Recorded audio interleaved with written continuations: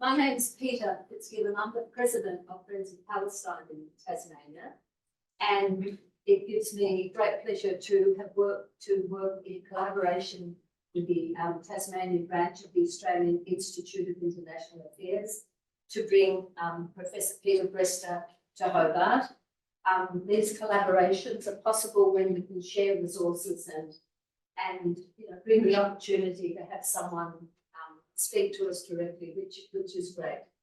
Before we start, I'd like to acknowledge the Murawina people and Palawa people, the traditional owners and custodians of the land on which this campus was built and where we meet this evening, to pay respect to all Aboriginal communities, elders past, present and emerging, and we pay our respect to all who have survived the invasion and disposition and continue to maintain their identity and culture.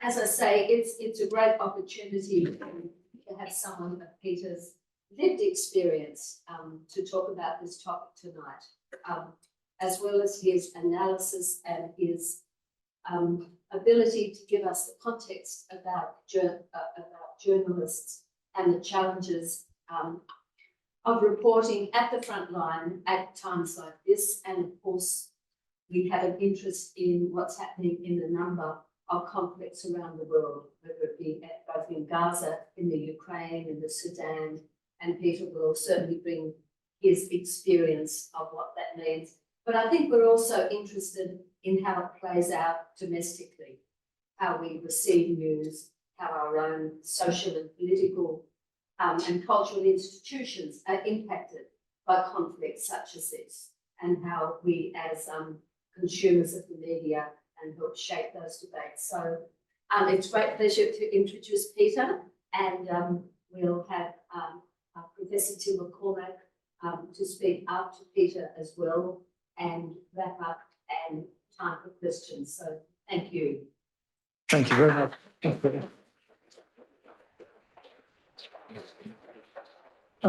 It's a fantastic honour to be here. And before we start, there are two acknowledgements I need to make. First of all, following on from Peter, I do want to acknowledge the traditional owners of the land in which we meet, pay my respects also to leaders past, present and emerging. But I also want to pay a special respect to an acknowledgement of a wonderful person who I think is really the driving force behind the Australian Institute of International Affairs, the Tasmanian branch, and that's Kim Boyer. Kim can't be with us this evening for fairly difficult personal circumstances, but she is an incredible powerhouse. She was the person who first brought me down to Hobart a few years ago, soon after I got out of Egypt, to talk about that experience. She is also the person that really drove this particular event, and someone who I really want to acknowledge. I think that I think that's a really important thing to note before we kick off. So, ladies and gentlemen, this is titled Dying to Tell the Story. This is about journalists and the struggles that journalists are facing. Let's see if we can make this all work. Yeah. I'm trying to... Okay, let's go back. Oops. Okay, we're backing up a little bit. Sorry, we've had a few technical difficulties, as you may have noticed, but we'll sort this out. Okay, here we go. Frontline journalism, why it's so important and so dangerous.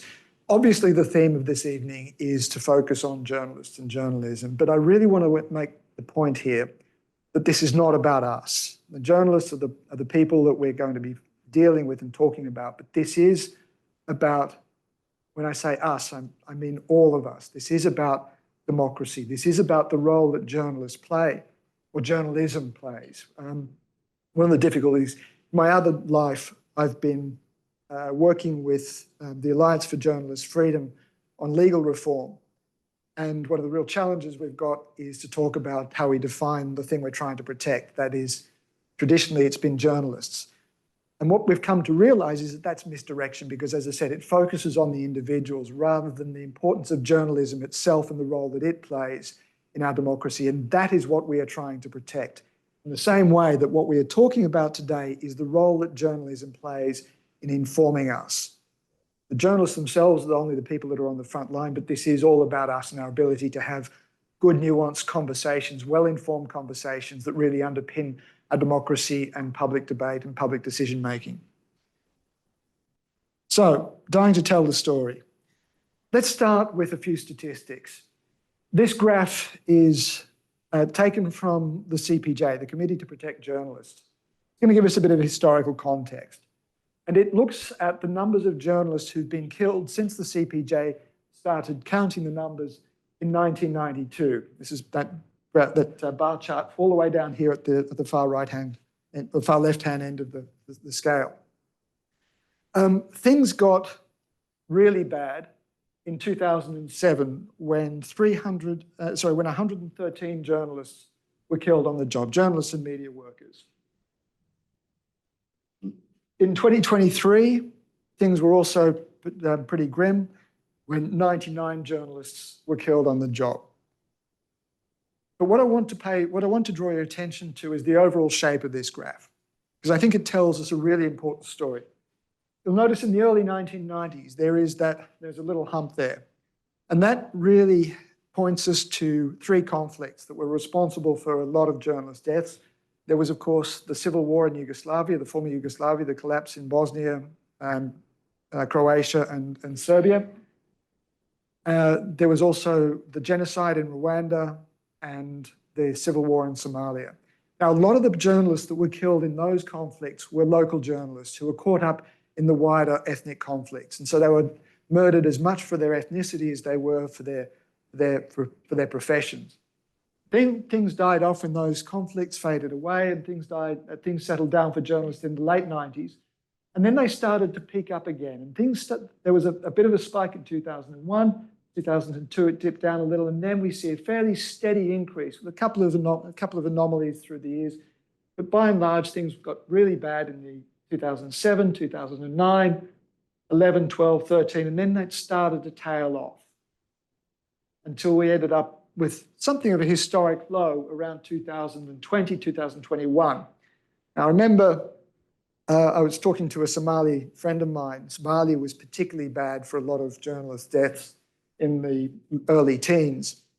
And there was one year when all of a sudden the numbers had settled down quite a lot. There were very few journalist murders. And I said to a colleague of mine, a Somali friend, that this was great news. It was fantastic to see that we weren't seeing quite so many murders. And he looked at me with a raised eyebrow. And he said, "Why do you think that is?" He said, "Is it because the killers of journalists have suddenly found some kind of moral compass?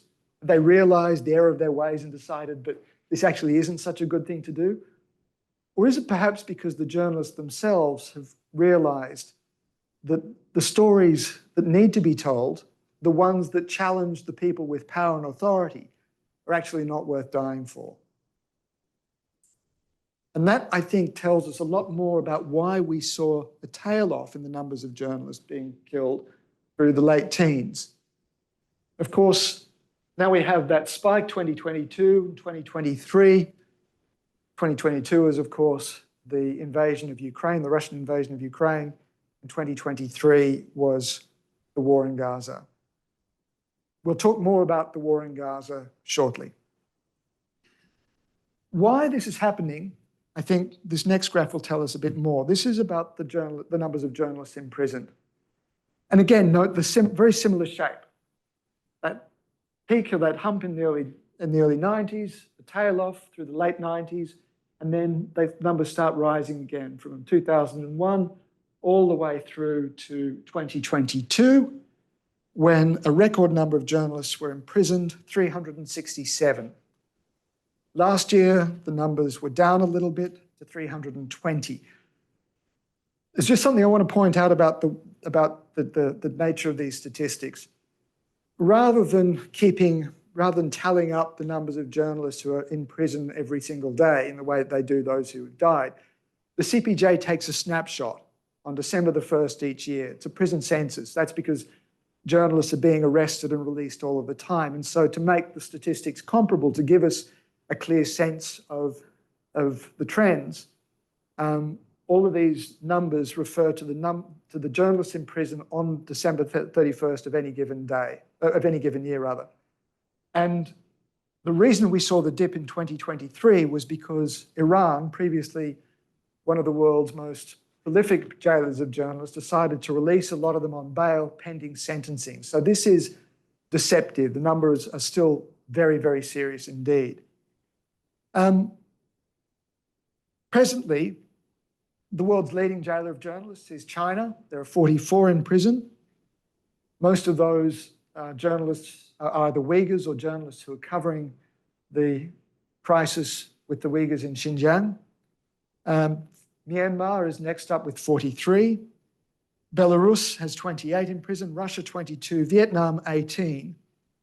Iran is now equal sixth place with 17. And for the first time, we see in the numbers in the top 10, the country that shares that place with Iran, rather ironically, turns out to be Israel. And again, we'll talk about why the numbers are there for Israel shortly. So, what's going on here? Well, I'm going to draw your attention to 2001, the point at which the numbers started to rise again, 2002. What was it around then? Everybody, I'm sure, will recall, those of you who are over the age of about 25,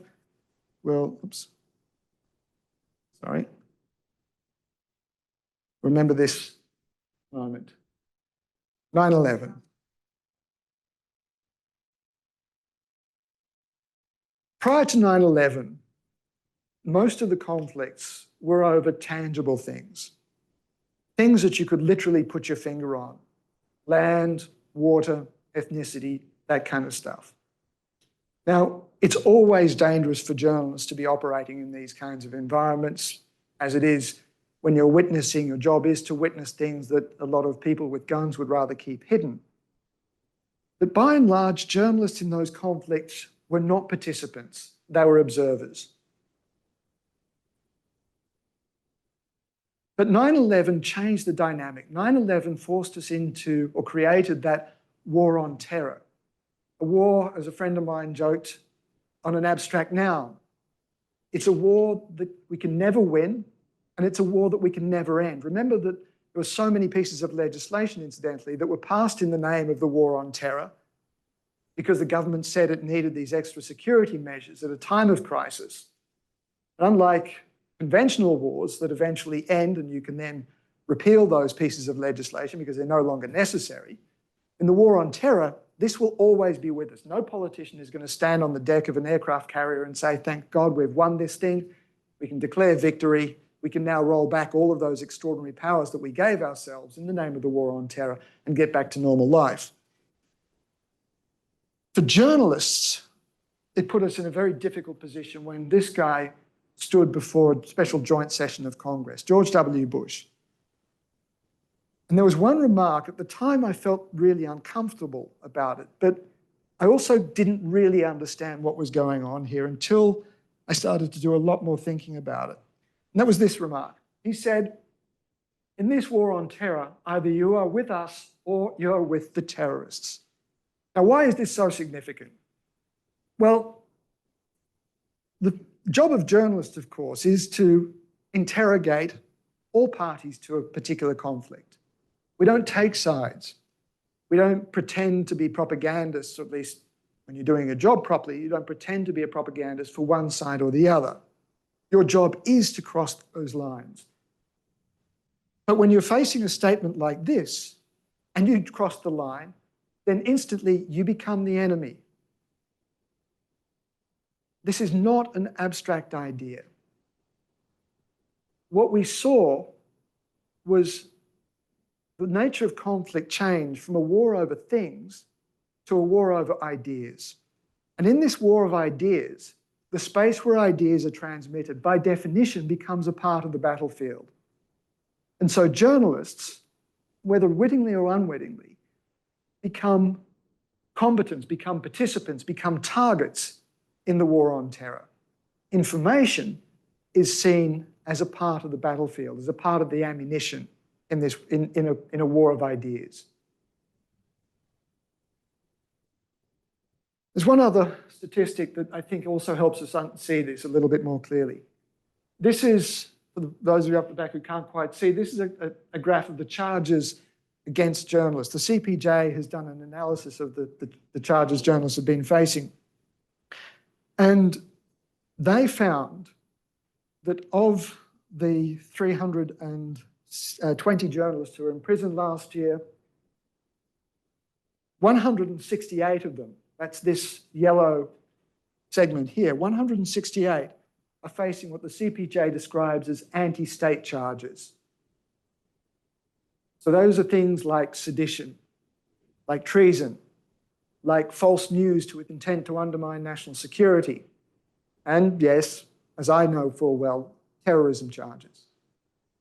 The governments have started increasingly to regard journalism as threats to the state, not as legitimate reporting, but as somehow on an equal footing to espionage, to terrorism. That's a very dangerous position for journalists to be in, but this is the way governments are increasingly coming to regard it. The other wedges, by the way, there are 66 down here, 66 in this wedge are facing no charges, so there's a pretty good chance that a similar proportion will ultimately end up facing anti-state charges. And the rest of them, it's 86 that are on other charges.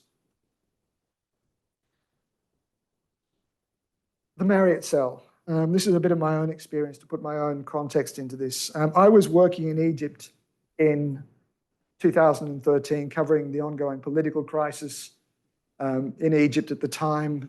The Muslim Brotherhood, after the fall of Hosni Mubarak in 2011, the Muslim Brotherhood won the first democratic elections in the country's history, but about a year later, by the middle of 2013, there was a lot of public discontent, and the military stepped in and said, it's time you left. We're a democracy now, you've lost the confidence of the people, you have to step aside, and by the way, here's a gun to your heads to make sure that you do it. In other words, it was a coup.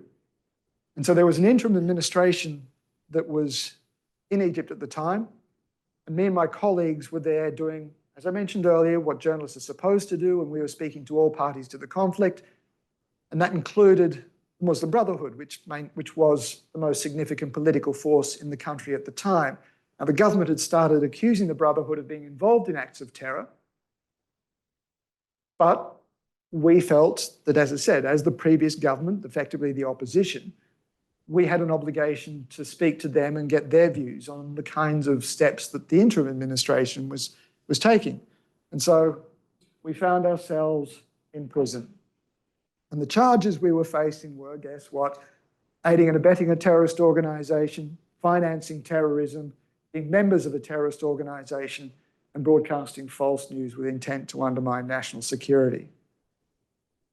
Now, I wish we had been doing the kind of journalism that was really groundbreaking, that was maybe exposing some deep corruption in the government or something that would have justified this kind of blowback, but it wasn't. We were doing what I'd consider to be pretty ordinary vanilla journalism. But it was that kind of reporting under circumstances in which a government which had passed loosely framed national security legislation then used that legislation to come after uncomfortable journalism. The government came after us not because of anything that we had done, but because of what we had come to represent. So it was sending a very clear message to journalists, whether you are foreign or local, that you will not speak to the Brotherhood. And look what's happened to these Al Jazeera 3, to the Marriott cell. You go down that route, this is where you'll wind up. One of the reasons I think this has been happening is because we're seeing continued assault on trust in media. Part of this is self-inflicted. Journalists are facing a very difficult environment at the moment in the digital world, trying to monetize journalism, trying to create journalism that we know will generate revenue to keep newspapers alive. And that means prioritizing stories that play to the algorithms. And that means stories that are focused more on polemic than sober analysis, that prioritize speed over accuracy, that prioritize the sensational over the serious. I'm not trying to let journalists off the hook here. I think we have to do a lot better at this. We've got to lift our game, and I have some ideas about how that might happen. We can talk about that later if anyone's interested. But it's not entirely the journalist's fault. Online, all information looks the same. And so the algorithms are feeding us information, feeding us content that we know that it thinks supports our pre-existing ideas. And so when you measure, if you have a particular bias, if you think that the Earth is flat, you see a lot of flat Earth stuff coming through your social media feed. You then get a news story from NASA that says that the world is round. You're going to look at all of those social media posts that are made to look like genuine news and say, well, look, this is bullshit. This piece on NASA, this is fake news. I've got all this other stuff to verify and confirm my own prejudices. But there's also this, just some brief numbers on trust. What we've seen is that trust in journalism has rapidly declined over the years. The media is now the most distrusted institution in the country at 38%, behind government 45%, NGOs 53%, and business at 54%. Now, I find this really disturbing because, as I said, journalism used to be, it's always been, I encourage skepticism. I don't think journalism is as bad as this, but I do think the digital environment has helped erode trust. But it's been that erosion of trust that has given governments and politicians the license to also come after journalism without the kind of public support that we need to keep this alive. And of course, the one man who is responsible for this is Donald Trump. Now, you have to bear with us. We have had a few technical challenges here. Tim is going to play with his computer and bring up a video that I was hoping that I'm going to show you. Yeah, that's Donald Trump dressed as Tim.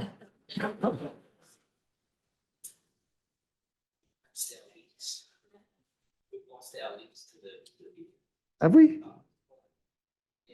Okay. 1 second. Just bear with me 1 second, folks. Sorry about this.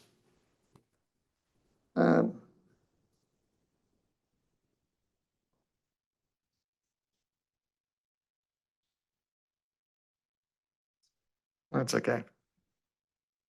Forgive us. Okay, here we go.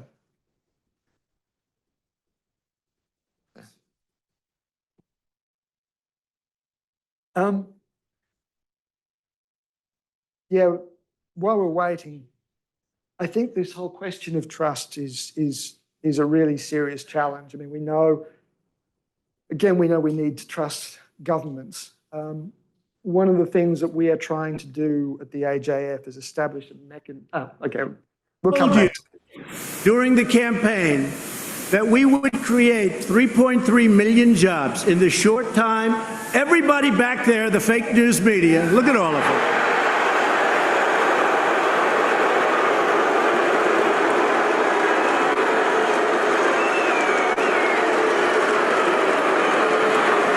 They're fake news. Everybody back there would have said, can you imagine? He's saying we're going to create 3.3 million. Can you believe it? We would have been, but you know what? We understand. We understand. And today, in the history of our country, just came out, right? We have the most. I think we've got the point.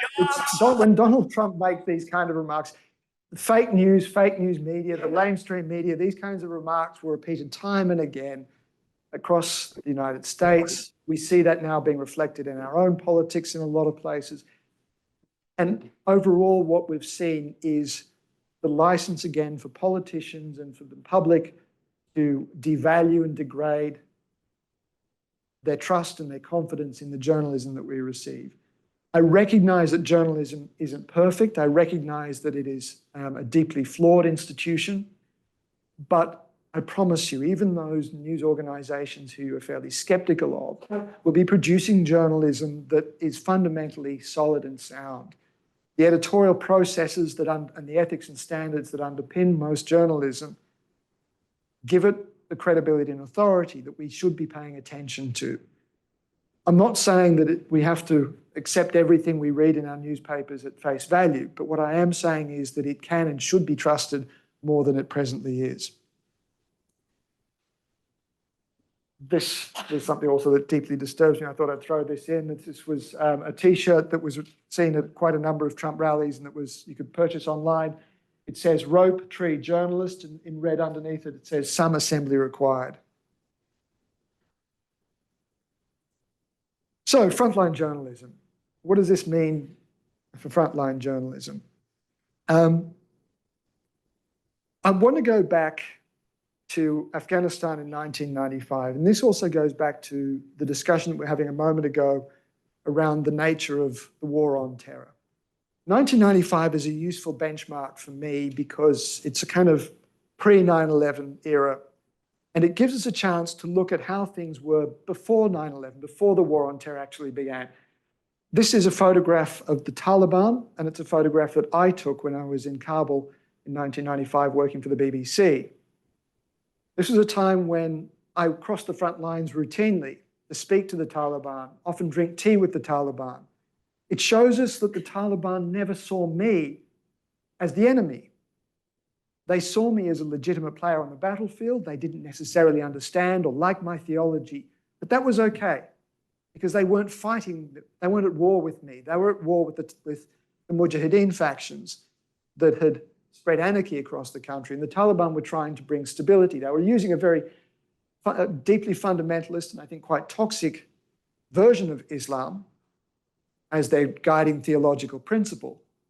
But they didn't see me as the enemy. I was a legitimate player there.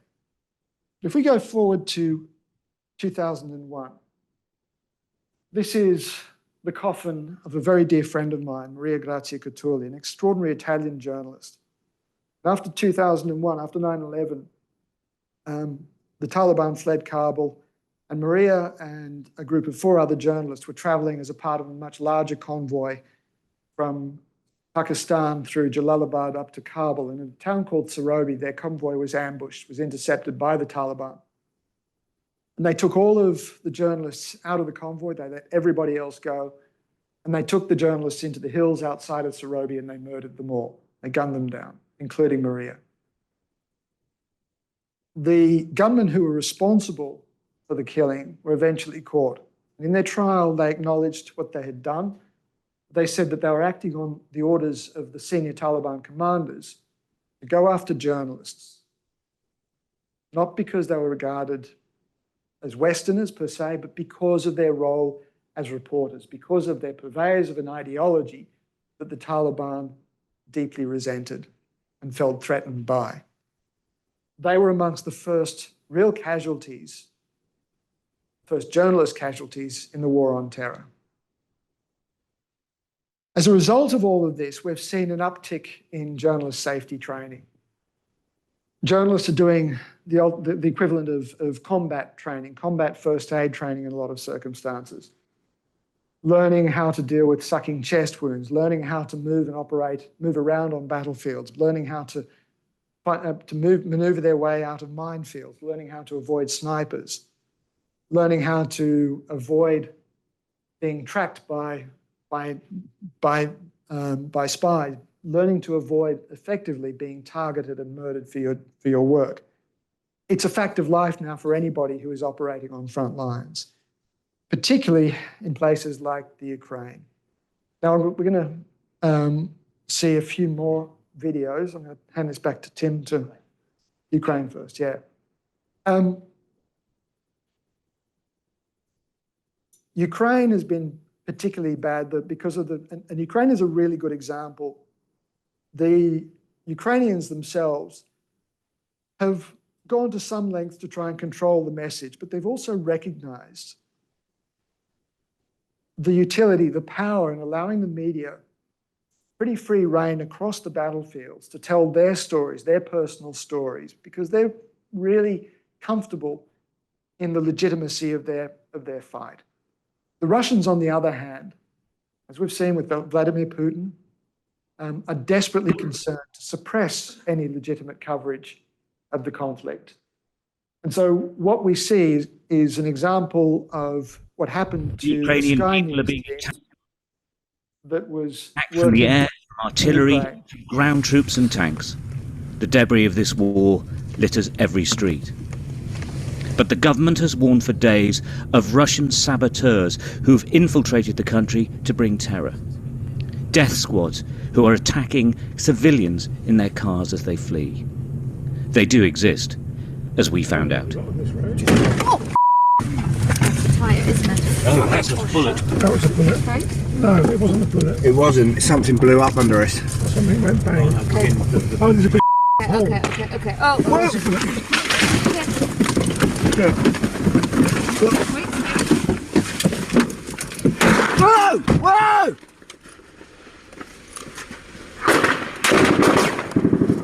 What? Whoa! Whoa! Whoa! Stop!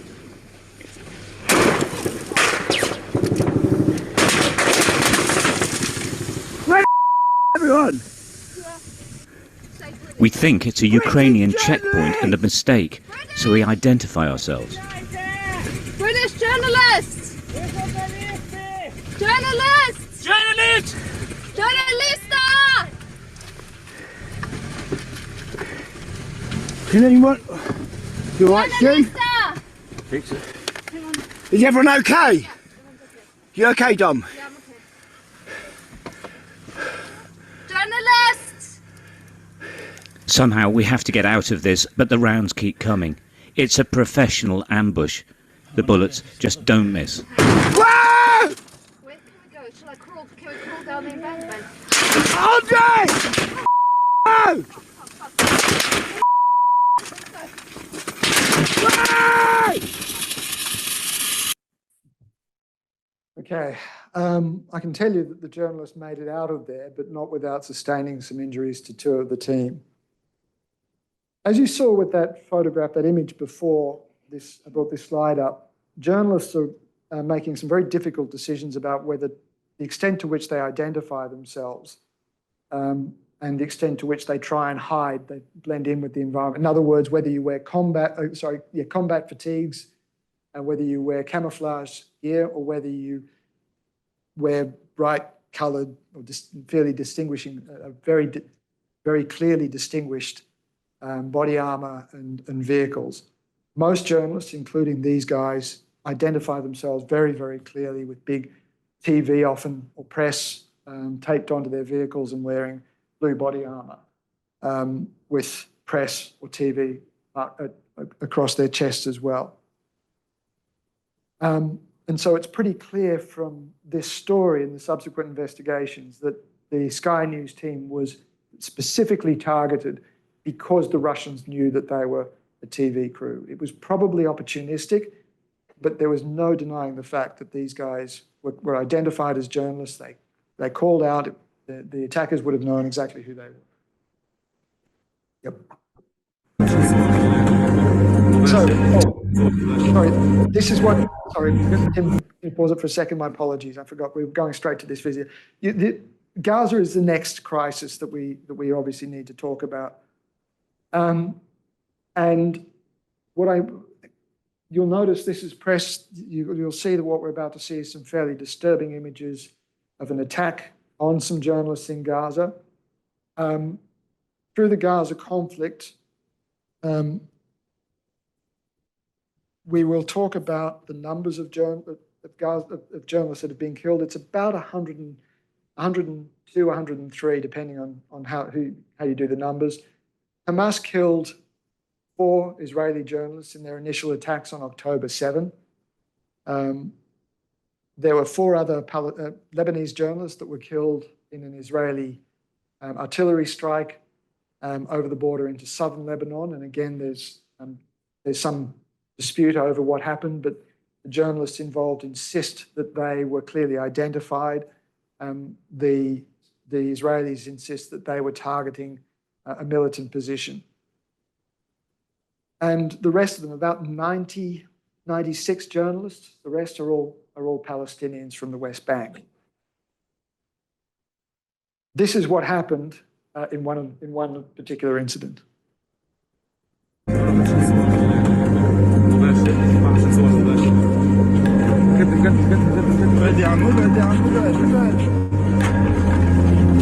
This is the shield for journalists killed by an Israeli airstrike in Gaza. Let's say they've gone to film a building that Israel will soon bomb.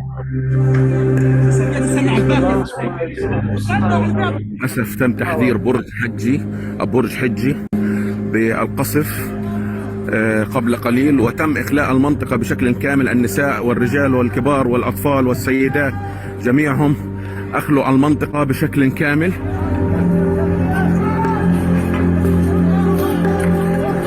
النيران في عمارة بابل ما زالت تشتعل حتى هذه اللحظة.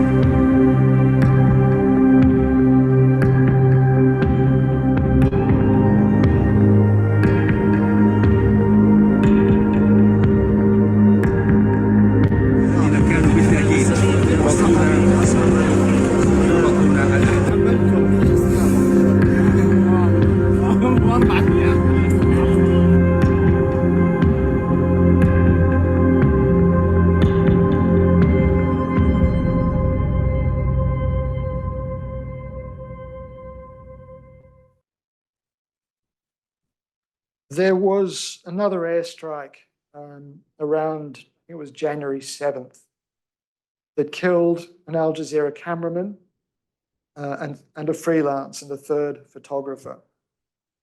The Israelis said that here on Africa's southern coast, SEALs risk their lives. Technology is being a bit of a cow today. The Israelis said that they launched that airstrike on known Hamas militants. Just today, those guys, the Al Jazeera cameraman that was killed in that particular airstrike was using a drone. And the Israelis said that the drone was somehow threatening their forces. Just today, the Washington Post released some video from the drone, which indicates, which suggests, I won't say proves, but suggests that, as with these guys, as with those other journalists, they were not in uniform, in combat uniform. They were clearly identified as journalists, that they were not operating in a threatening way, that they were simply using the drone to film the results of, or the consequences of the Israeli military action. I'm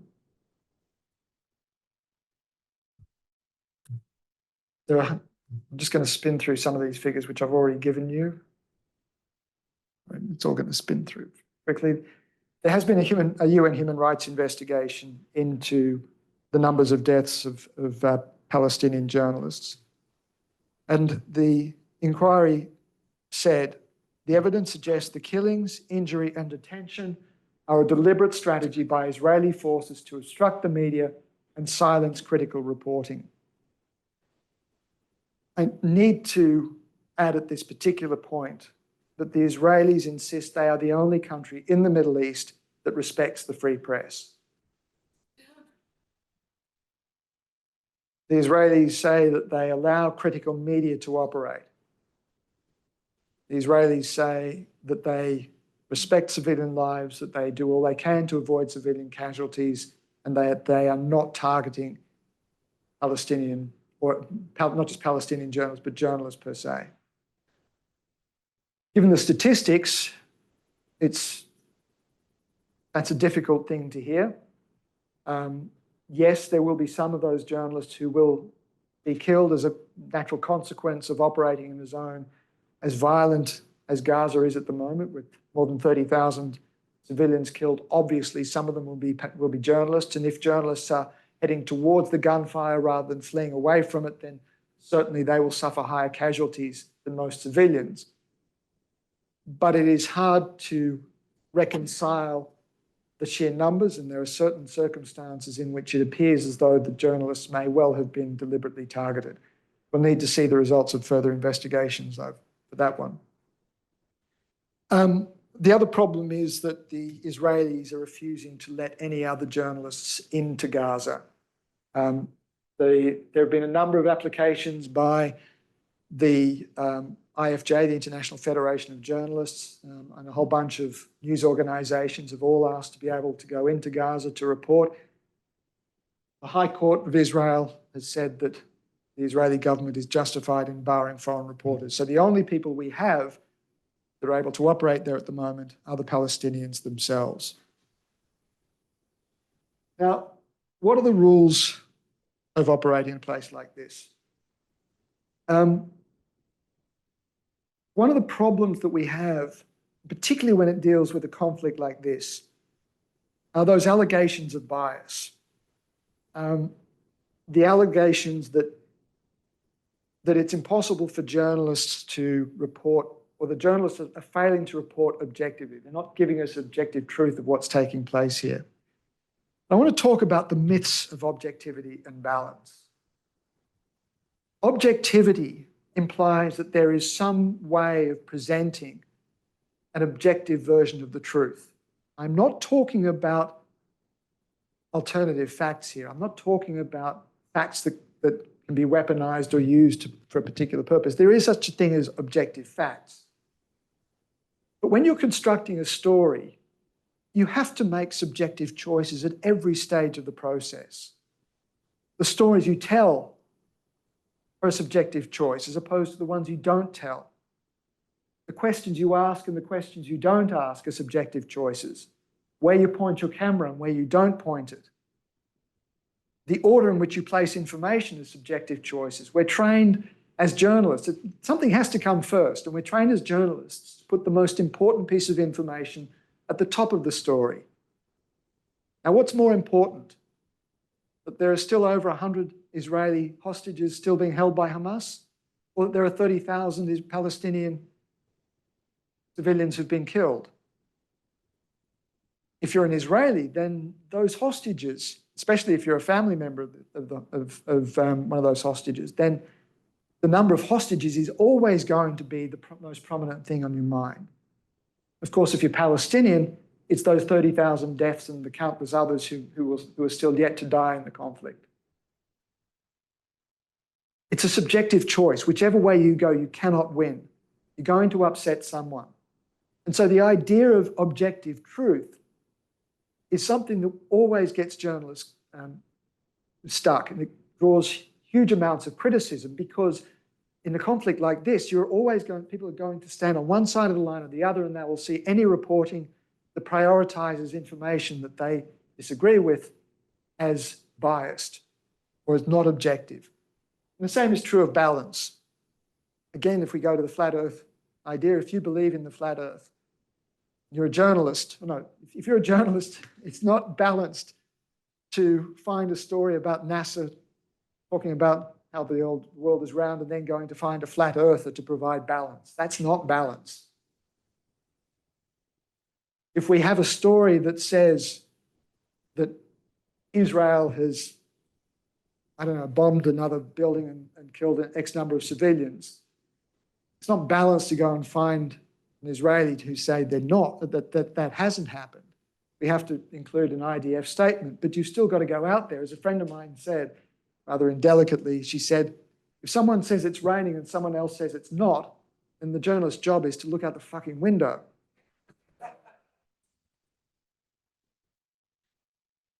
So we end up with this other idea, the two truths principle. Again, if we go back to this conflict, it is perfectly possible for you to regard what the Israelis are doing as genocide. It is also perfectly possible for you to regard what the Israelis are doing as a question of self-defense. These are two truths that sit side by side. They are two perspectives of the conflict. We need to understand and recognize both. I'm not suggesting there is necessarily a moral equivalence, but But we have to be able to accept and understand these things. The number of Israeli hostages is a truth. The number of Palestinian dead is a truth. These things are facts of life. We have to accept them and live with them and navigate our way through them. Not everybody likes dealing with that, but if you're a journalist, you have to be able to balance these two truths and hold them together. I'm not saying you always have to tell these two truths at the same time. It's impossible for the Palestinian journalists to equally report on the suffering of the Israelis when they're in the West Bank. But news organizations also have a responsibility to make sure that their coverage deals with all of the sides, all of the parties, that accurately reflects the views of everyone involved. And that's why I come to this next point. That even if you don't agree with the stories, if you're a belligerent, if you're a participant of the stories, to these kinds of crises, it doesn't matter if you agree with the outcome or the final sort of narrative that the journalist articulates in a particular situation. Only two things really matter. The first is the journalist faithfully articulated the views of all parties. So if I'm a participant in this, I have to see my own views accurately and fairly represented in the journalist's stories. That's number one. The other thing is to ensure that all the facts are accurate. Now, if you've done those two things, as a journalist, you've done your job. Because where we end up is, I'm just going to stop there for a moment, where we end up is a philosophy that I came to call POE. POE, piss off everyone. I knew that I was doing my job when both sides were equally upset with me. As long as they weren't upset about the accuracy of my information, and as long as they weren't upset with me about, they didn't accuse me of misquoting them or taking them out of context, I was happy. As long as both sides, though, were criticizing me for the way that the overall narrative of the story came through, then I was comfortable. I was uncomfortable if one side was happy with me and the other side wasn't, because that suggested that I'd somehow steered a line too close to what was getting to become propaganda-like. As long as both sides were unhappy, as long as I was pissing off everybody, I felt that I was doing my job. I want to turn now to, I want to conclude because we're out of time, a concept called the grey zone. The grey zone is an idea that an organization started talking about in the late 10s, around 2007, 2008. And what they mean by the grey zone is that space that is essential for a pluralist, multi-ethnic, multi-faith democracy or society, never mind a democracy, society to exist. The grey zone is that space between absolute positions.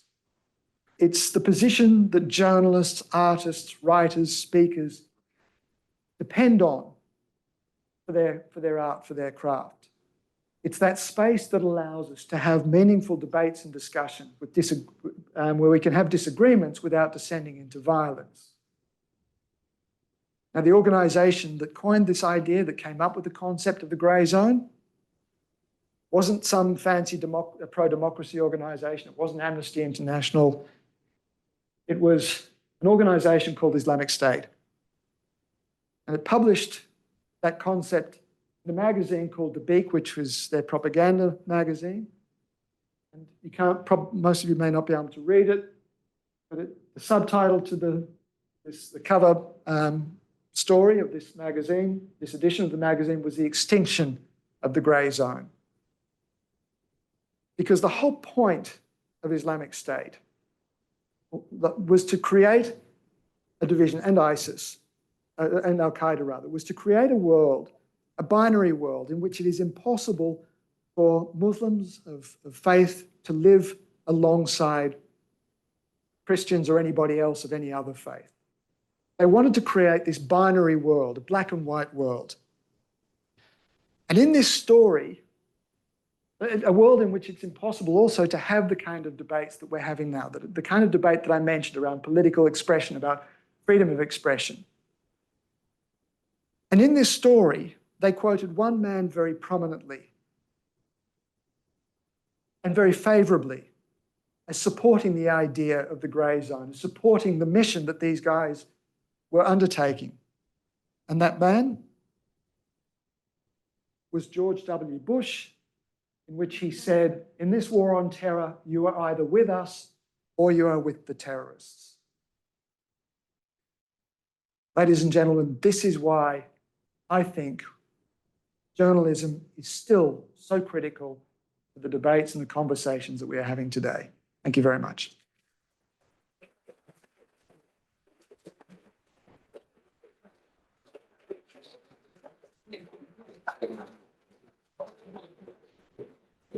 Thank you, Peter. And we're going to have a brief presentation now by Tim McCormick.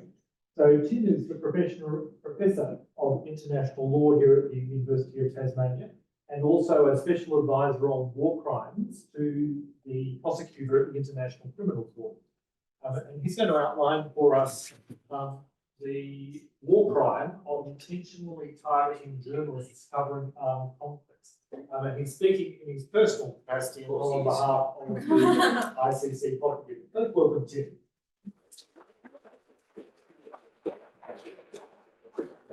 Thanks very much, John, and it's an honour to come after Peter. I know that you came to hear him, not me. I understand that.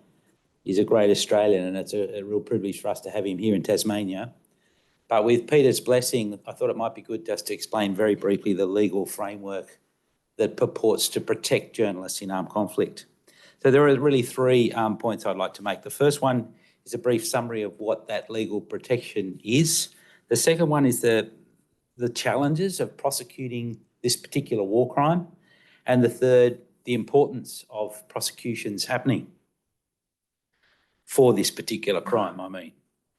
Back in the 1970s, Peter's graph, the first one that we saw, started with the early 1990s, but in fact, journalists were being killed in armed conflict much earlier, and the international community in the 1970s was concerned about that occurring. So at the diplomatic conference in Geneva, when the two additional protocols of 1979 were negotiated, additional to the 4 Geneva Conventions of 1949, the international community agreed to include in those protocols a provision which clarifies the legal status of journalists in armed conflict. And this is true whether the armed conflict is an international or a non-international armed conflict. A little bit technical. I don't need to explain the difference between the two. Ask me later if you'd like to. But that provision, Article 79 of Additional Protocol 1, prohibits the intentional attacking or targeting of journalists and confirms that journalists have the same legal status in an armed conflict as civilians. And it is prohibited for parties to an armed conflict to intentionally target civilians, and certainly journalists as a subcategory. The only exception to this, which applies to civilians generally and to journalists specifically, is for such time as journalists or other civilians take a direct part in hostilities. So if as a civilian you pick up arms and start shooting, you forfeit your immunity from attack. If a journalist does that, or starts reporting on enemy positions, or somehow or other takes a direct part in hostilities, they forfeit their legal protection. What about the challenges of prosecuting this particular offence? Article 79 and Additional Protocol 1 confirm that the intentional targeting of civilians and the intentional targeting of journalists in armed conflict is a war crime. But there are some challenges in prosecuting that war crime, and Peter identified them for us. It's the difference between whether the journalists have been singled out and attacked, shot by a sniper perhaps, because they're journalists, and the party that's engaging in the intentional attack wants to take them out to prevent them doing their job. Or are they caught in the crossfire, they hear the shooting, they run out to try to check on it, to confirm what's happening, to check the facts, see if it's actually raining or not, and they are killed in the process. Big difference between whether they are intentionally targeted or whether they happen to be caught in the crossfire, in which case it's not a war crime that we can prosecute. So how does the prosecution prove this specific element of the war crime, that these people were intentionally targeted? Now, Peter mentioned in the case of the Gaza situation, the Israelis basically say we never target civilians, we don't target journalists.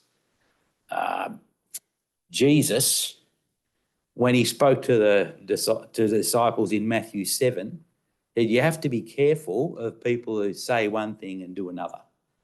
By their deeds, not their words, you will know them.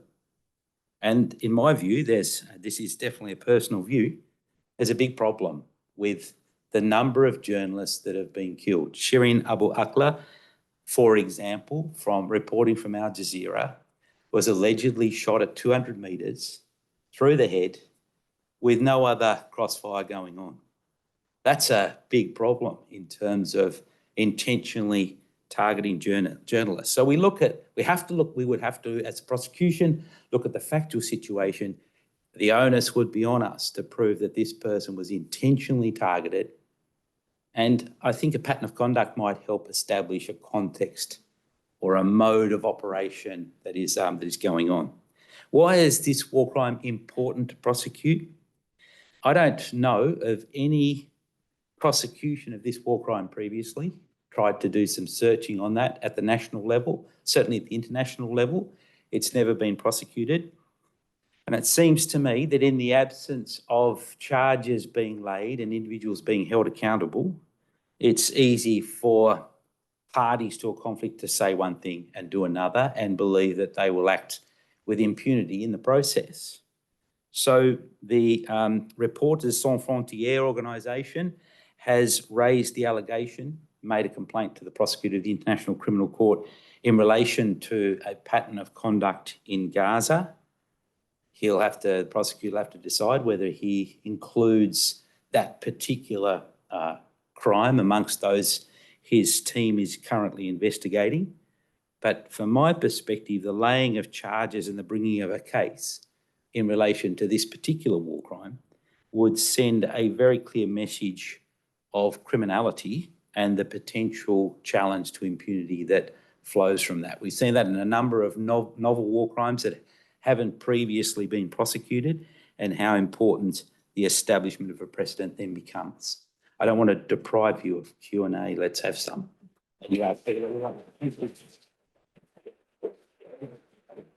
Good timing.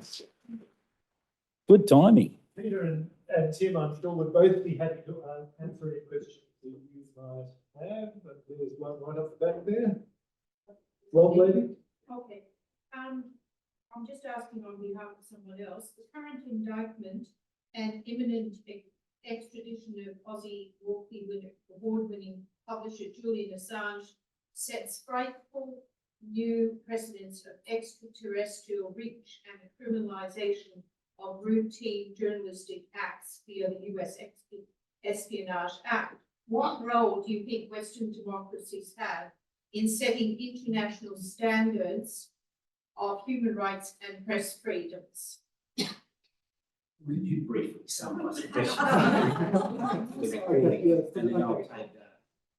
Yeah, look, the question, we need to, I'll just sort of read this into the recording. And the question really is about Julian Assange and the way in which his extradition, the precedent that his extradition prosecution presents to the United States, and the extent to which democracies need to be setting an example rather than prosecuting people like Assange. Let me say at a personal level, I feel very strongly about Julian Assange. I think his experience is horrific. I support the Australian government's resolution in calling for his release and his return to Australia. And I'm also very, very worried about, as you suggested, the precedent that his case sets, and particularly its implications for journalists more broadly. I think the question is very clear. We have an obligation to defend press freedom, to stand by those principles, particularly when we wag the finger at other authoritarian states. Absolutely we do. And particularly in Australia. Australia, the world leaders when it comes to national security legislation that limits the work that journalists are able to do. Since 9/11, we've passed almost 100 separate pieces of national security legislation. In the Australian Constitution, we don't have any explicit protections for human rights. We've got no human rights bill, no charter of rights, nothing like that. We are the only Western liberal democracy that doesn't have that. And in the absence of those protections, so much of the legislation has eroded the space that we're able to, has eroded human rights in this country, but also in particular, freedom of speech and freedom of the press, which is, a lot of people consider, I'm sure you'll have your views on this, but it's considered to be the most important of those human rights. We're nothing without the ability to speak. So from a personal perspective, I think Australia needs to be stepping up on this matter very, very seriously as well, not just in terms of the sound, but more broadly in the way that we're protecting media freedom in this country. There's a gentleman there. I'm an academic philosopher by trade and, as you were, hardwired for nuance. I generally speaking agree with much of what you've said, but I can certainly imagine circumstances where there would be other moral values that I would have, if I dare use the word, I would have trump that of press freedom. Never mind what my views would be there. Can you articulate circumstances where you'd say, best we were all stamped out, perhaps temporarily? Are you talking about journalists? Yes. I find philosophy, but I cannot imagine circumstances in which it's appropriate to stamp out journalists. I can imagine circumstances in which it's inappropriate for journalists to report some things. I'm not an absolutist when it comes to press freedom. I recognise that there are some pieces of information that should never be published. It would be wrong for journalists to publish the health records of people in this room, financial records. That's private. And there are certain, unless there is a very, very clear public interest in publishing, if we decide that, as we saw with the Panama Papers, the ICIJ, the International Consortium of Investigative Journalists, published all sorts of financial records that showed massive amounts of corruption amongst governments and businesses around the world. There is a clear public interest in doing so. There is not a public interest in publishing the financial records of individuals in this room. There is no public interest that I can see in publishing the names and addresses and photographs of ASIO agents. That is a national security issue. That doesn't mean we shouldn't be publishing misdeeds of ASIO if ASIO gets up to misdeeds. The same with, let me give you a very easy example. We shouldn't be publishing the names and identities of SAS operatives, of operators, the guys that were involved in working in Afghanistan. That is wrong. They depend on their anonymity for their ability to operate, for their ability to work as soldiers, as special forces soldiers.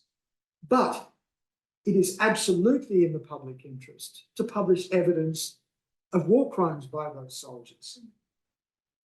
It is in the public interest, indisputably. What the ABC published when it released the Afghan files was crucial information about alleged war crimes by special forces, the alleged murders of unarmed civilians by our own soldiers.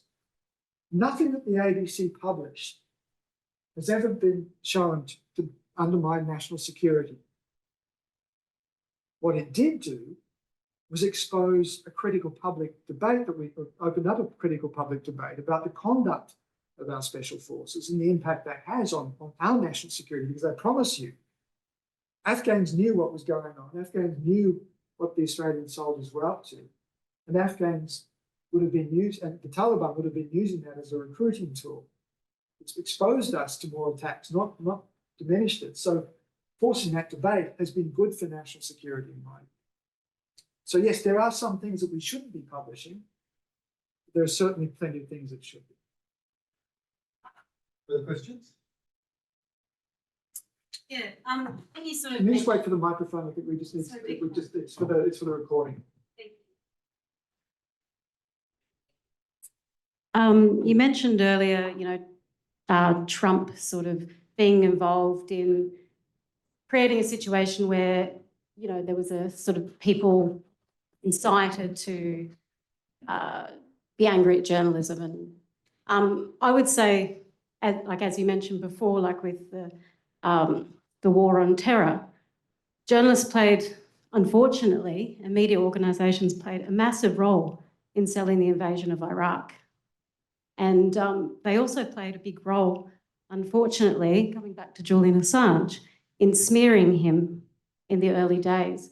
If journalists weren't involved in claiming, it wasn't a problem for press freedom, or the other smears against him that he acted recklessly, do you think we would be so late in the game in coming to support Julian Assange?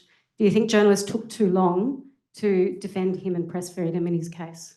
I think, so let's talk very briefly, let's talk first about Iraq war, because you mentioned Iraq and the way that journalists often acted as cheerleaders for it. And I think 10 years after 9/11, after the Iraq war, in fact, there was a very serious review of the coverage, particularly by CNN, the New York Times, and a whole bunch of others. A lot of soul searching in which they came precisely to that conclusion, that news organisations gave up their independence, gave up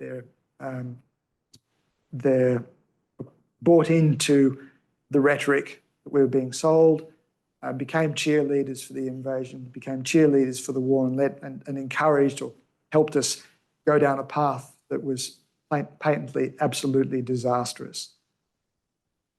Julian Assange is complicated, and I'm going to hold up my hands here. I haven't been the greatest fan of Julian as a press freedom advocate. As I said, I will stand by Julian. I will demand his release, and I am deeply concerned about the implications of what he did for press freedom. From my perspective, journalism requires an editorial process. It requires you to go through content, to place it in context, to remove information that should not be published, to put analysis around it, to place it in a form that helps us understand it. Now, what Julian did, and I recognize that there was an attempt to go through some editorial processes with Julian. There's a whole story around that. The fact is that WikiLeaks dumped an awful lot of stuff online that was unfiltered. The reasons that they did that, as far as I'm concerned, are secondary to the fact that it was unfiltered. Now, we can have a debate about the legitimacy of that. Was that journalism? I don't think so. Was it helpful and important to public debate? Absolutely. These are the two truths that we need to sit and accept at the moment. As a journalist, as someone who is advocating for journalist protections, I find it very difficult. I cannot justify any world in which we allow people to dump unredacted content online. There has to be a way of filtering, managing, applying editorial processes and values to that content. That's in my discussions with politicians, trying to say, look, this is what we need to protect. That's my standard. As a human being, as someone who acknowledges the value of what WikiLeaks published, I applaud Julian for the collateral murder video.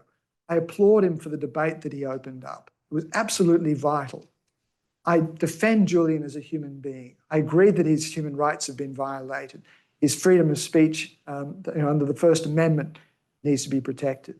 I'm deeply concerned about what that means for journalism.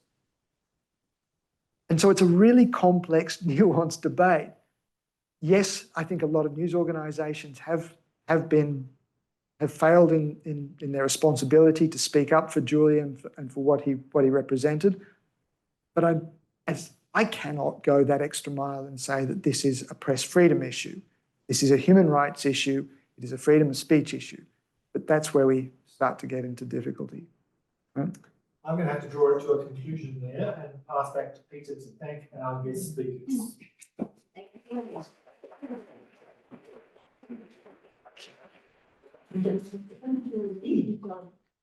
you very much. And I was very remiss not to have introduced Peter as Professor of Journalism at Macquarie University. But I think you all are, very aware of you know, the incredible experience of a, you know, of a foreign correspondent that he brings to us in Hobart this evening.